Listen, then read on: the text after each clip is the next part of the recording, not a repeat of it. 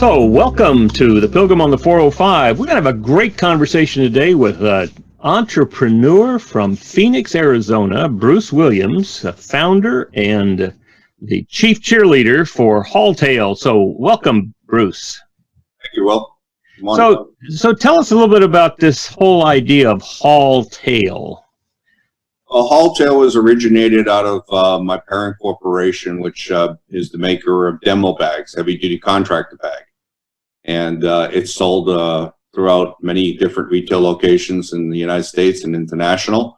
And we had a number of reps out there in the field. And we started seeing some issues, and we tried to figure out how to mitigate it. So sister company came along called HAULTAIL, which is an on-demand delivery service. And it also mitigates the waste, from the standpoint of people using our main product. And we were able to create a little bit of a business niche to move more product throughout the stores to the end user, more as a service orientated through HAULTAIL. So HAULTAIL is basically a mobile app where you go on and you upload your information, very simply, your email address, telephone number, if you're a customer, and download the app. And then from there, if you're a driver, it's the same process, but obviously a little bit more nuances, like what kind of vehicle you have that you're going to be using and operating, and the requirements that are common. So is this like a Uber for hauling?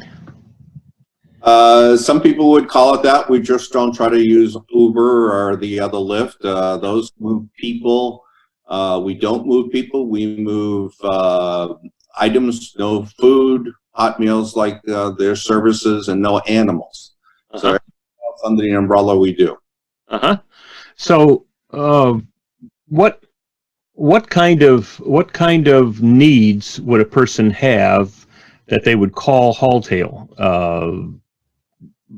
I would imagine with the COVID constraints, that's been even more focused for you. Yeah, so let's think of it outside of COVID, where it really began. I mean, if you were a homeowner and had something to pick up at a DIY store, you would have to go rent a vehicle or borrow someone's vehicle. Obviously, those are obstacles. From the standpoint of renting a vehicle, you go to a big box store, you go up to the counter, you put your credit card down, your license, you show them you have insurance, and you go out to the parking lot.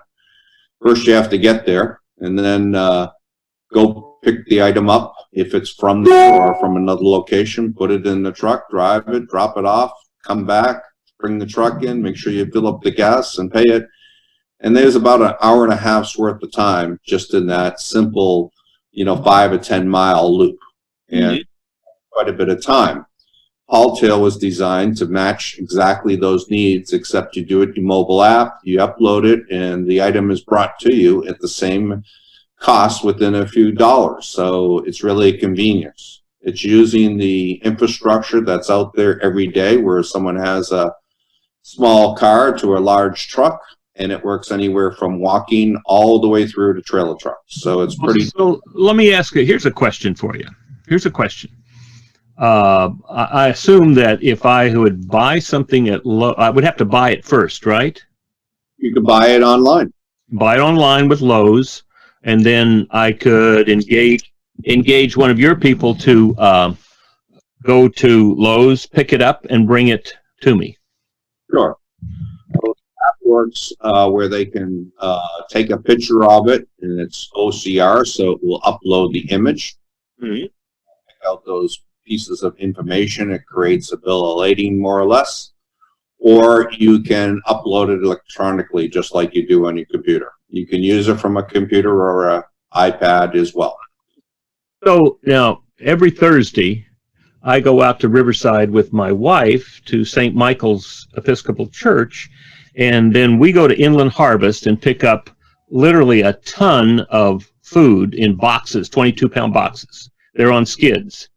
And then we have to rent a truck to do that. And then we bring it back to the church, unload it, and give it out to 100 families every week.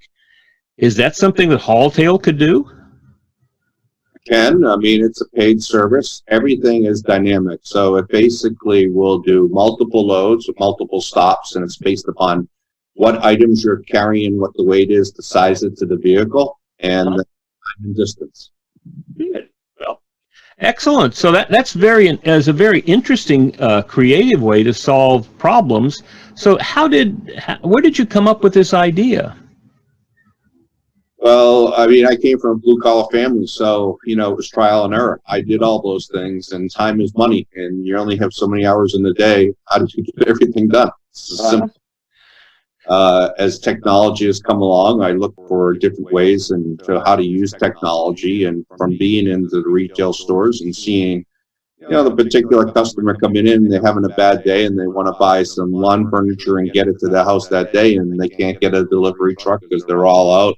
And they don't understand why they can't get their delivery that day. I think most people's impression, when you think you buy it online, you automatically get it right there and then. The reality of it is that it doesn't occur that way. Retailers have a base of contractors or certain customers that are, have a higher profile of buying and are going to get their items first. That's just common sense in any business. Most of the general public, though, is now moved to, I can get it now. And I think a lot of that comes out of the food apps that are out there. Everybody decides, I can get food delivered right away. Why can't I get anything else? As we've seen in COVID now, delivery has become more apparent in everyday life. You just expect it. But we've seen that there's been problems with that as well. I mean, capacity is maxed out, infrastructure is not there. And when we started, it was well before COVID, but we built in things where if you're not home, you need something delivered, you can have a release with the PIN code, or you could move it to your neighbor's house. We want to make sure it gets in someone's hands. Yeah.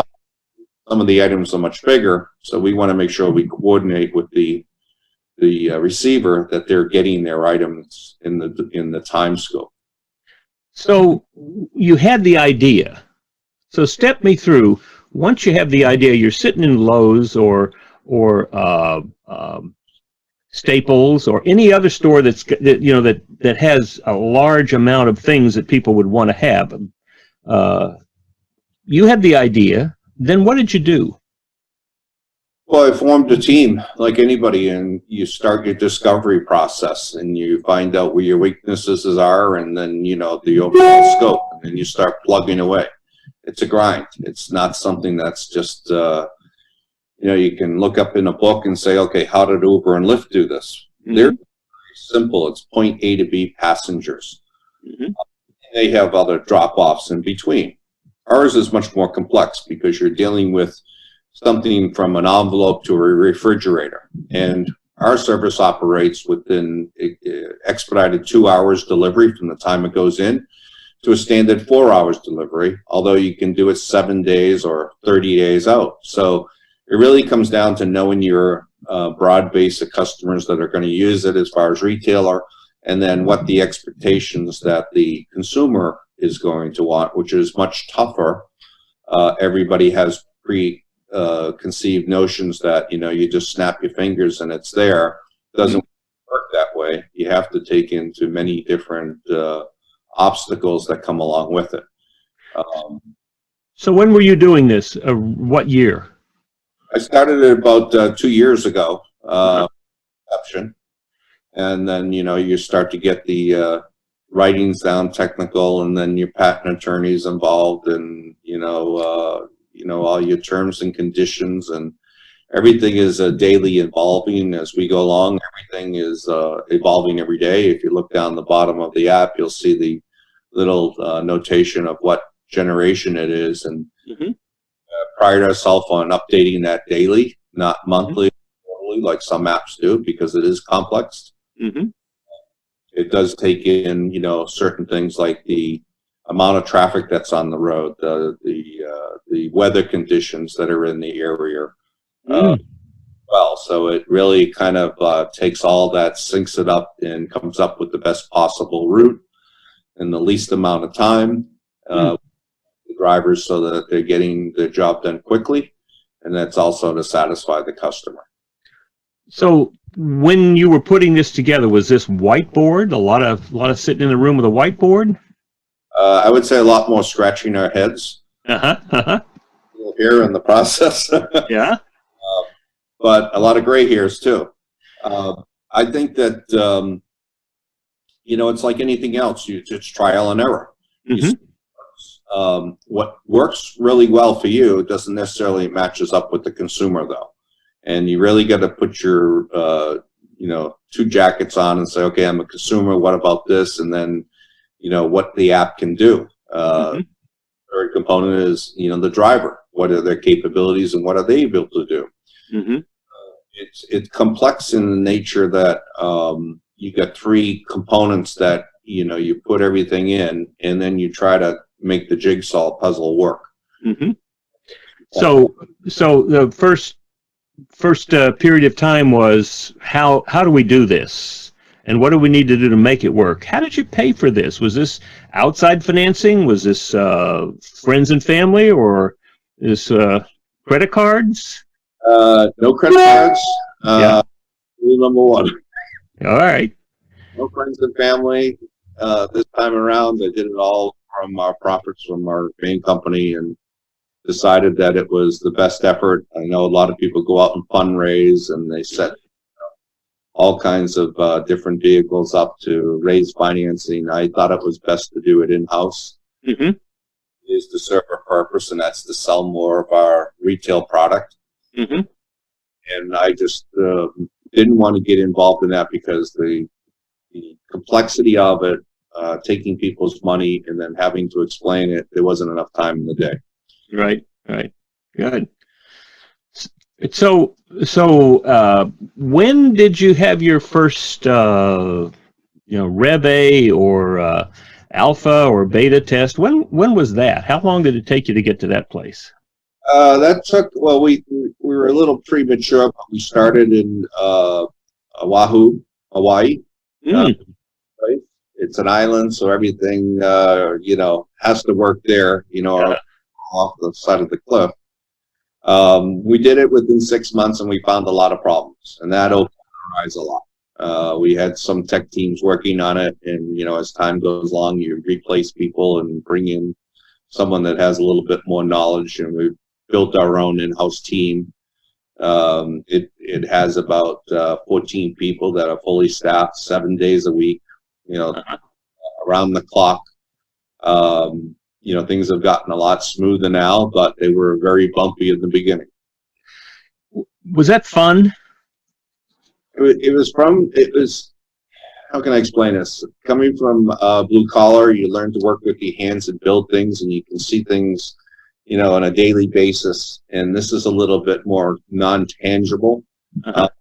It's a different type of building. It is creative. It's a lot of thought process behind it. It can be complexing and grinding, but it's fun. I mean, I don't know really how to explain it outside of that. It's something you can kind of feel and touch, except it's on your phone, so it's there, but it's not something you can go grab. But you do see the result of it from point A to B, and express themselves through giving reviews, and we've had a lot of good reviews. People are, I think, a little amazed that it's out there, and that we get the geez, I thought of that a long time ago. I should have done it.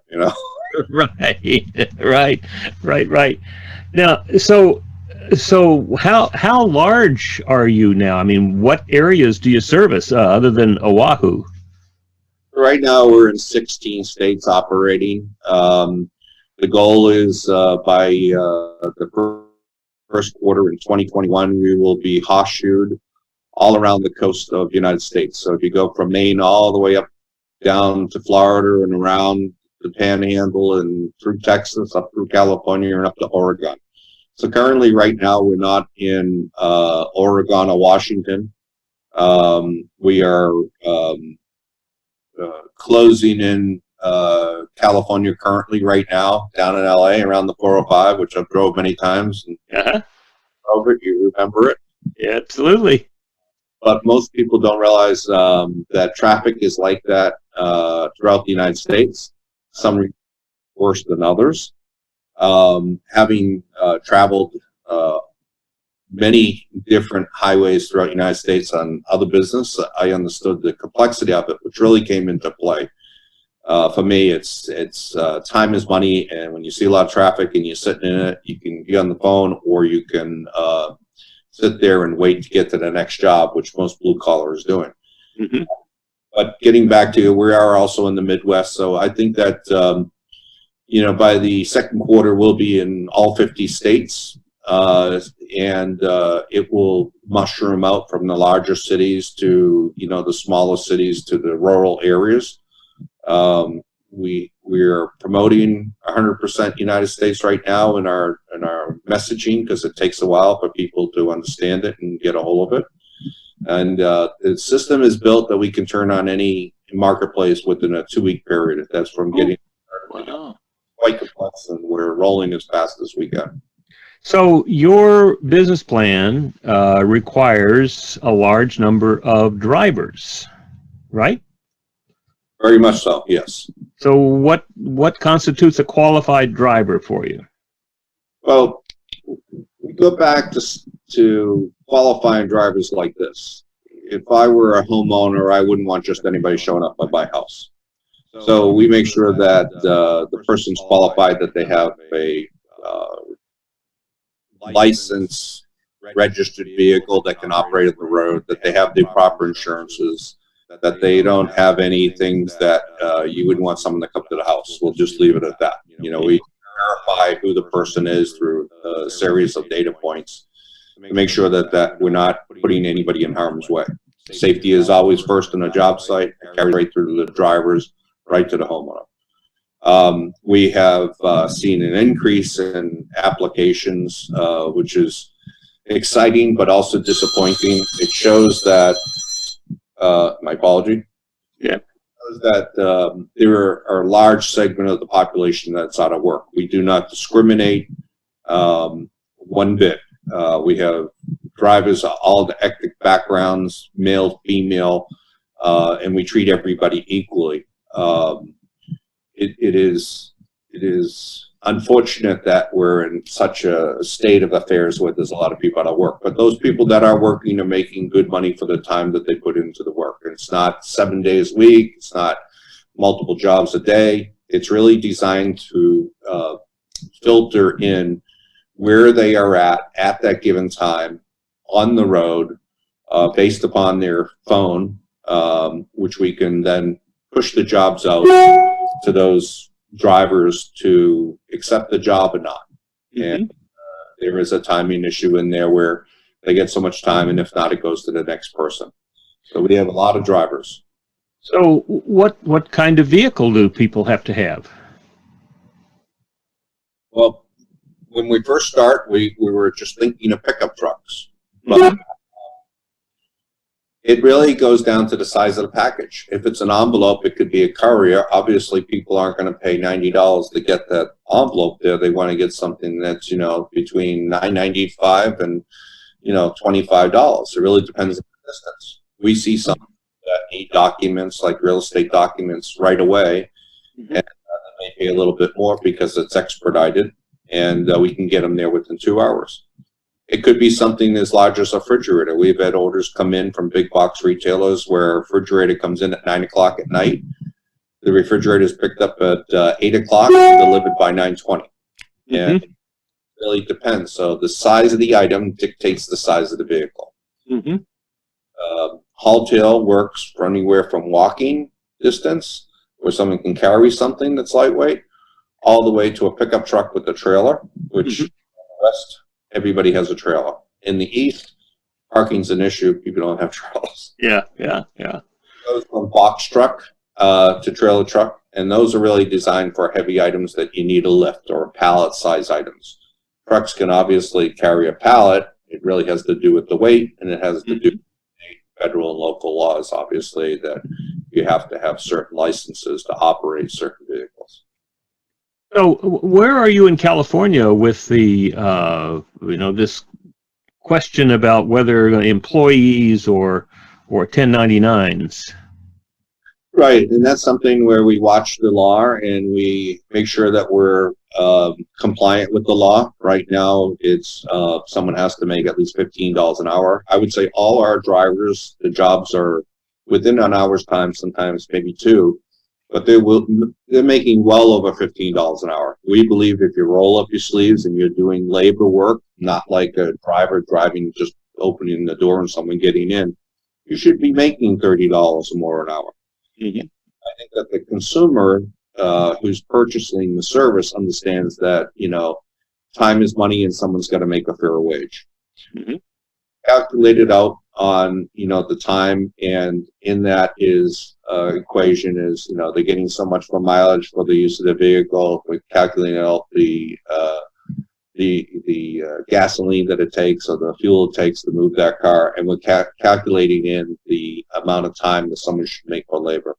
Mm-hmm. And the mileage and you remove the gas that it takes to go there, they're still making a livable wage, more than livable wage, and even when you back out the taxes in our equation, they're still making more than $15 an hour. So what would be, how could you talk about what an annual compensation might be for somebody who was, well, you tell me, are there people who are doing this full time? We don't have anybody doing it as full time. I don't believe we're set it up for full time. This is a, gig economy. This is something a little bit more money. It's for anybody that's 18 years of age that is, a registered driver per state. It's just like the philosophy where, and you go to work at a fast food restaurant. Most of them were college and high school kids, and we've seen the economy change where some people have that a full-time employment. There's nothing wrong with it. But we're look at this as a gig. They work 3 or 4 jobs a week. You're making $200 or $300, or anywhere from 70 on, depending on what the skill set is needed for doing the job. Mm-hmm. I don't foresee this being a full-time gig. This is about supply and demand. As COVID goes away, I think demand will still be there, but there's a lot of drivers out there, and we try to share it with everybody. I think just narrow it down to a few people. It's a broken system in that effort. So we want everybody to have a shot at getting it does seem to me that what we've learned about the gig economy in COVID has helped us to see possibilities where before we didn't even imagine it. Yeah, COVID's been a real lifetime experience. I've never had a pandemic. I've seen recessions come. You learn, don't, when skies are blue, right? Put your money away, and mm-hmm. the best that you're prepared. And I think that, not getting into the economy of politics, wages have eroded and cost of living has gone up. And coming from that background, I understand it very well. So if you can pick up a few hours a week doing a couple jobs and you can make your extra $40 or $100, that sometimes is what you need to get to the next week. Mm-hmm. It's really designed, if you hustle and two people can do a job. Mm-hmm. You for Coca-Cola or a burger, you get another guy that's going to start it and he's going to finish it right there and that. Those are the people we want. Someone that's in there, minimize their time, get the job done correctly. The customer likes it, and then the customer usually tips. We don't keep any of the tips. It's passed through, goes right to the driver. Mm-hmm. Well, and also from the consumer side, there are a lot of possibilities that weren't there before. Yeah, this is, think of Uber and Lyft. I mean, there's qualifications of the vehicle you drive, and it's got to be up to a standard. My perspective is that if you want to work and you have a 67 Chevy and it's legal on the road, it may not paint and it may not look good, it might have a dent in it. That's not what it's about. It's about providing the service at a reasonable cost to the consumer and also a fair wage to the driver. So, it's not your typical app. It's much more robust. Mm-hmm. To take care of a problem. And where COVID is, you don't come into contact with a lot of people. You're driving in the vehicle by yourself. We don't allow passengers in the vehicle. You're there to do a specific job, and that's what we're hiring you for.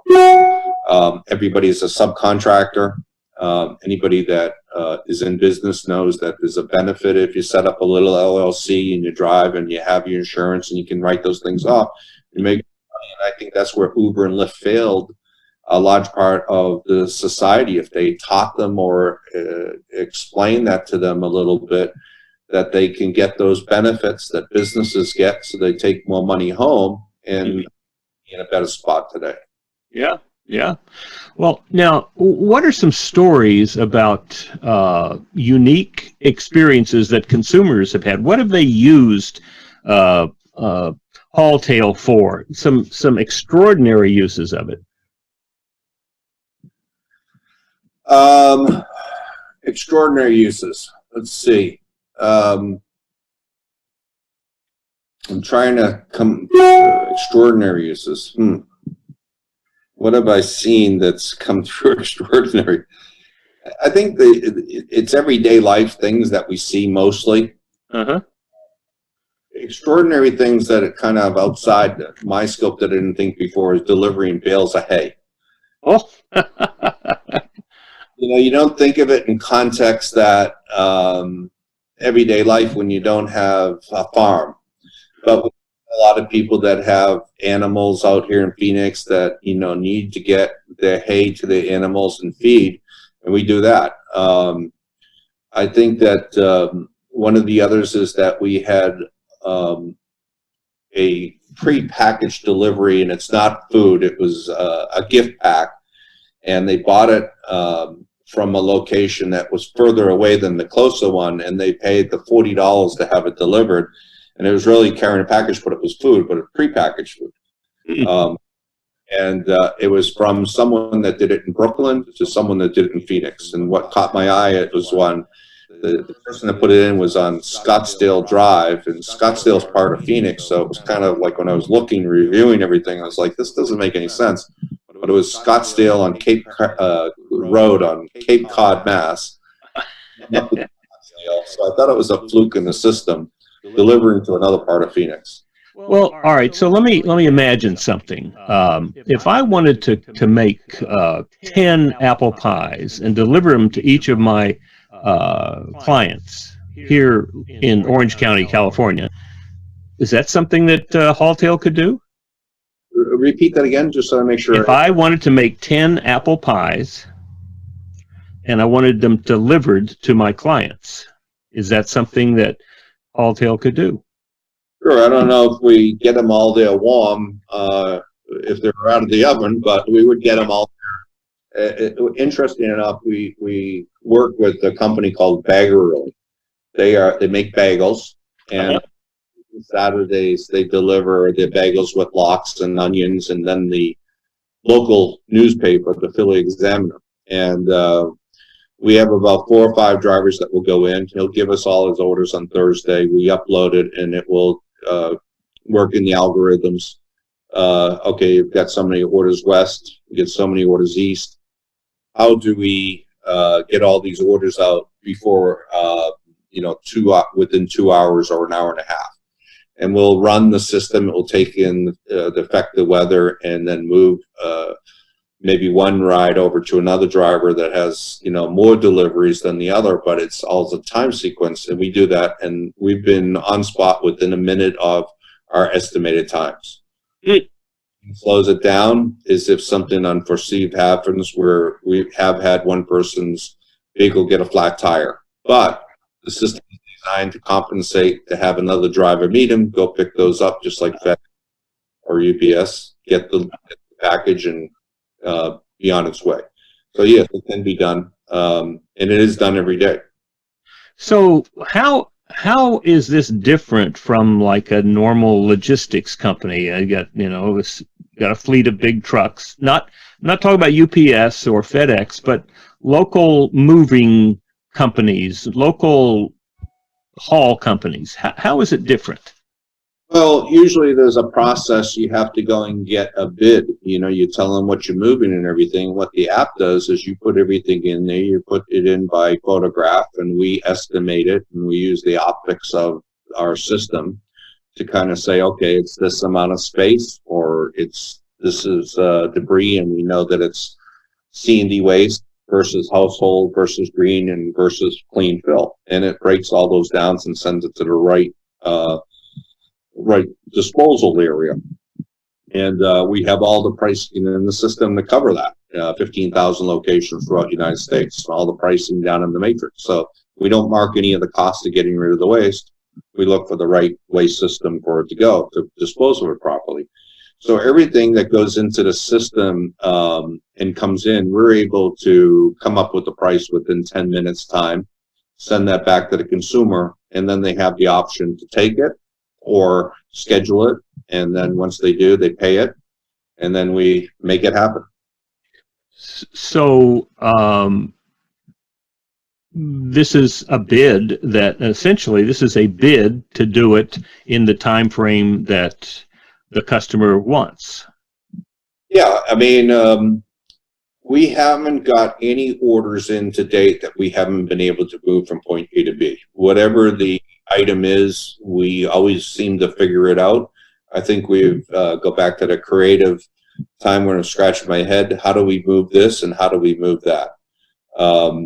So we do see trends where people are moving boxes from their home to storage, or people moving boxes that they have packed up and they don't want to drive a U-Haul trailer. It may be a young female that doesn't have the capability to move her couch or mattress, where, you know, there's a guy around the corner or even a girl around the corner that has a pickup truck that can help them move those things. We usually move the items so they're not doing any of the labor. Mm-hmm. So the jobs to who can do it, and that's usually done by a information sheet that we ask the drivers what the capabilities are, and then weigh those against the orders that come in, and it selects, you know, who's available at that given time, who has the app on. We also have a pretty robust command and control where everything's being looked at to make sure that the job is being fulfilled, and we also track the job so the consumer who is receiving the item can watch the order being delivered to them as well, just like a rideshare platform. So do you have one central command place, or is it decentralized around the country? We have it decentralized, and it's around the world because the world never stops. So we have that are up when it's daylight somewhere else, and nighttime falls. There, you know, it's scheduled appropriately. It's all through the U.S. You know, we built this and patented this worldwide, so it's not just a one-off. It takes in different languages and different currencies, and we've experimented with that in some other foreign lands, which I don't want to really get into right now, but it's there as well as here. Good. All right. So give me some. Let's see if we can stimulate some imagination on the part of a consumer.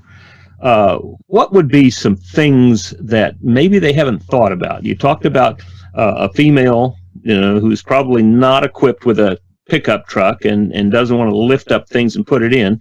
What other things could we encourage people to consider using HAULTAIL for? I've seen one where they've someone's been on a bike trip and had to leave, and they needed their bike picked up and brought to somewhere. Mm-hmm. Some retirement communities where they have items that need to be brought into their location where they are at, where they can't go pick them up. Mm-hmm. We've seen TVs from Best Buy that need to be delivered as a gift. Uh-huh. We've seen, you know, the prepackaged food, which was a gift, like, you know, steaks or something being delivered. We've seen customers send in bids where they got a pile of gravel that was left over from when they built their patio and they need it gone. We sell the demo bag and HAULTAIL brand contracted bags, which was patented technology, and we say, go buy a box and use it on the job and apply the cost of that box off the service. So they get a debit bonus that way. Well, we know the bags are going to stay together. We've seen a job where a dumpster, a 40-foot dumpster, got stuck in the mud, and they couldn't get it out, had to take all the bags out, and they took the dumpster away, and the customer was saying, hey, how do I get rid of my bags now? Because the dumpster won't come back. We've seen the same with the bag store, where someone will take the bag, and the thought is we'll have it picked up, but they put it in the backyard. And then it's like, okay, we don't want to take this and move it out. My husband doesn't have the time to deal with this. So we take care of instances like that.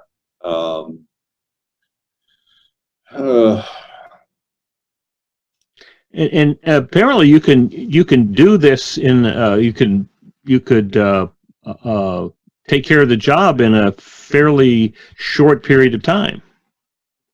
Yeah, so the expedited is within the 2 hours. And the time we give you the price and accept it, we'll get someone there to do it. If for some reason it can't be done, we usually call the customer and just say, look, because there's a snowstorm or there's a hurricane coming, it's just not going to happen. I mean, we have seen instances where people are trying to move things from the seacoast when there's been weather coming in, and everybody and the brothers tied up and have their own trucks. Well, usually, there's restrictions on roads at that point where we can't get in either. We've taken that into account as well. And we see a bump in that with all the storms we've had in the past year down the Gulf Coast in Texas. The other application of it is that we'll be coming to snow plowing. So if someone's elderly and they can't shovel any longer, that will be coming out relatively soon, where we've got the guys that have the snow plows and looking to increase their business. The algorithm in it as well. There are others out there doing it, but it's just an extension of the brand as well. All right, now I heard a little turn in the R. You were a blue-collar worker, grew up where? Originally from Boston. So Boston, I knew that R. There we are. I love Boston. My son is manager of the CVS store in Porter Square.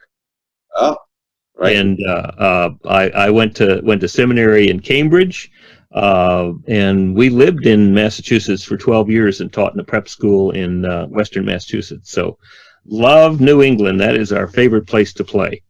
So, all right. So now what I heard was our daughter lives in Albany, and what I heard was before I couldn't even imagine how I could say, don't worry about that, I will get your snow plowed, because I would know nobody in Albany to do that. But it sounds to me like I do know somebody now in Albany, or when you're ready to roll it out, I will have somebody that I could, with the app, say, go clear out her snow in her driveway. Is that right? Getting the process now this year, testing it out. There's been some issues in that industry with insurance, so we're working with an insurance company so those people can have the proper insurance. That's been one of the unknown things in that industry. Snow truck drivers have to buy a whole year of insurance, and it may not even snow, so it's not even economical for them to get into. So where the job comes in and they're able to buy that insurance for that particular job only, and obviously it's cost, but then the homeowner knows they're protected and the plow driver knows they're protected. Right. A little bit more work, but yeah, that will be coming as well. So we hope to get it all launched this year. If not, it will be there next year. And what I'm beginning to see now is that what this allows is for me to move things nationwide. I could use that to move something from Boston to Albany. Yeah, so we're working, those will be more interstate, and we're working with trucking companies. It's just professional, where it's those people that have their credentials and have their permits in place to cross state lines and so forth. And that's important too, because a lot of times trucking companies will have all their deliveries being made to the west, and they have order that has to go to the east, and it's not efficient. So we're able to be their backup and connect those other trucks that are, equivalent size to help them. And we don't mark it up that much, so it's not like being a typical broker where we're saying, we're going to take all this extra money on top, which everybody's gotten rich out of, and I don't think that's fair. That's kind of like, taking advantage of someone. So we just make it so it's a nominal fee.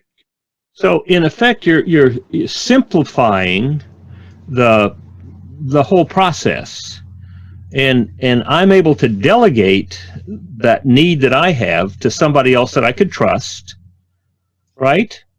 I'm able to predict pretty precisely when something is going to happen. Is that right? True. I mean, we live in a technology era. Technology is getting better, and this is a service so that you can get things delivered to your home safely in same condition. And it has other aspects. I mean, you will see us go into large dump trucks and backhoes and generations of that as well being planned now. We have done the testings ourselves. So we test everything ourselves, make sure it works before we roll it out. Yeah. Well, what other, how do you see this progressing over the next 3 to 5 years? It's growing pretty fast, so it really depends on what curveball comes at us, and we have to put time into it to develop it. But the core of it has been developed, and it's point A to B, and it could be planned by C. So just like we've seen orders come in from the East Coast for someone wanting to do someone on the West, helping someone on the West Coast. Mm-hmm. It's the communication of the phone or the computer or the iPad, and people can plan out, or they can be somewhere else and have someone else accept it for them on their behalf, because we'll have that information that they supply. So it's really a tool when you think of it. It's the next generation. Well, I have heard of people moving from Boston to Phoenix to retire, but it doesn't sound to me like that's your plan. I get tired of shoveling snow in the cold weather. That's right. Every once in a while, my wife will say, living in Laguna Beach is nice. Seeing the ocean is good. But, it's really nice to think about New England. And I ask her to remember between October and June. and she comes back to her senses. All the places to live in the United States, and I knew that I just wanted to get out of Boston. I've done everything there, seen everything, and I've traveled the world, and I've been fortunate that way. But obviously, being able to go to all these other countries, we have a great country here. It always has been and always will be. All the culture and the vibrance in the system that we have, which is capitalism, which provides and stimulates people to make a living and do what you want to do. Mm-hmm. I looked at California, and I looked at San Diego, Santa Monica, Sausalito, all different places to live, but I just couldn't get over the traffic. It drove me crazy. Yes, there you go. Very good. Well, what would you like to tell folks? If you had a megaphone and you could shout at all of them, what would you tell them? Next time you're planning to do some hard labor and you don't want to do it, just download the app and take it for a test drive. You're going to spend the same amount of money that you would be doing it yourself, but it's going to be convenient. And that person that needs the work, and there's a lot of people out of work, will have the opportunity to make a few dollars, and that's good for society. So how do we get the app? Where is it? The app is on Google and it's on Apple. So you just press it in HAULTAIL.com, upload the app. It takes no time at all. It asks for information. The information is all stored in our own computer systems. It's not on Amazon or anyplace else. It's very secured. We take that very seriously. We don't hold any credit card information. We do have our drivers, they're able to get a debit card, so we pay them, and I should mention that. So it's all electronic, and they're able to get their money when they finish the job. Or We don't take any fee out of it at the end of the week when they're scheduled to be paid, but if they need the money before, we can go in and mitigate that for them so that they can buy the gallon of milk or buy their replacement tire or whatever they need that week. Sounds like you're really taking care of your drivers well. You know, if you don't take care of the workers, you can't get the job done, right? That sounds like someone with a true heritage from blue collar. Yes. Absolutely. Bruce, it's been wonderful getting to know you and wonderful hearing this wonderful thing that you're doing. So stick around a little bit afterward while we just finish here. But I would encourage people to take a look at HAULTAIL, the app that's going to save you time and money and get your stuff moved. Thank you. So this has been just another example of how businesses thrive, even in the midst of all sorts of constraints, creativity, imagination, hard work, and making it happen. You've been listening to The Pilgrim on the 405 with Will Christ. To hear more of the programs in this podcast, go to www.willchrist.com.